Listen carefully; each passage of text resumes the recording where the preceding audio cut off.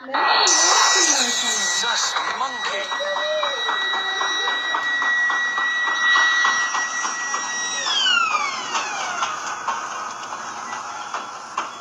So, which car came off better in the crash? Well, a quick look at what had been the fronts of the two cars made the result very, very clear.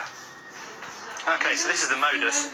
You can see here, this is the front bumper beam, and the impact was on this half of the car, so very specifically here. And what's happened is, it's dissipated the energy of that crash straight across the whole front of the car. If you look at it, it could almost have been in a full-on, head-on crash. It's got rid of the whole front of the car.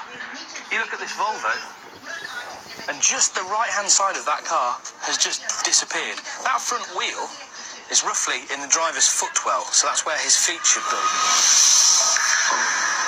The overhead view shows how easily the very stiff modus punches through the Volvo.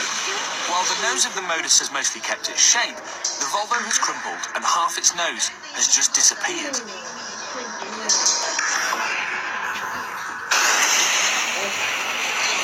It's extremely hard to make small cars safe, but the modus is constructed using very high-strength steel that channels the energy through the sides and subframe rather than the occupants.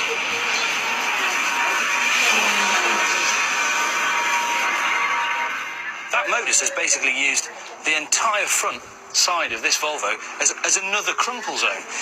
All that energy is pushed right into the car, and you can see it's just gone straight into the driver's side. Look at this door. Well, if you can call it a door, see if you can...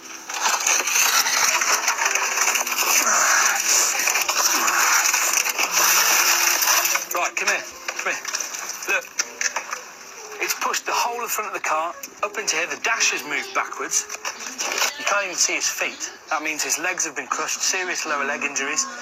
All of the steering wheel's moved. Obviously, there's no airbag, so the chances are he's probably impacted the steering boss, which is head injuries. If a fireman came to cut him out of here, this is a job where they're going to be cutting him out. It's really a bit of a mess.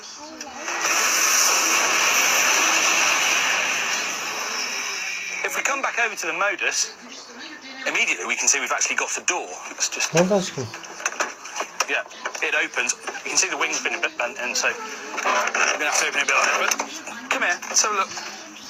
You can see that there's been much less intrusion. This guy's completely got his lower legs. It looks like he'll be able to walk out here. He may have some lower leg injuries, but they're a lot less severe than the person in the Volvo.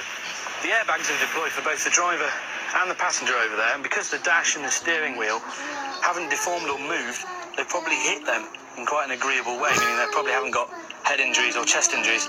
Certainly not as severe as the person in the Volvo. NCAP star ratings are only considered relevant when comparing cars of a similar size, as traditionally, the heavier car is always deemed to hold the advantage in a head-on crash. In this test at least, we've shown it may be time to rethink that convention.